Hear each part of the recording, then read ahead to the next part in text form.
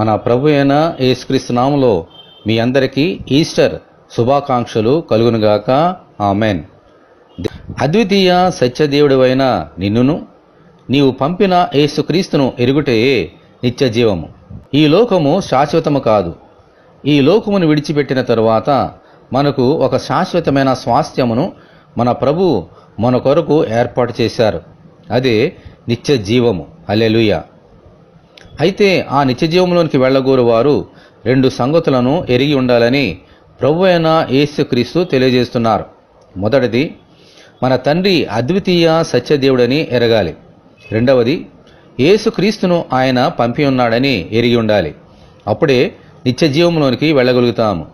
అయితే ఎరుగుట అంటే ఏమిటి? మన తండ్రి అయిన దేవుడు తప్ప మరి ఏ దేవుడును లేడని, ఆయనకు సాటి అయిన వారు, ఆయన కంటే గొప్పవారు మరెవరూ లేరని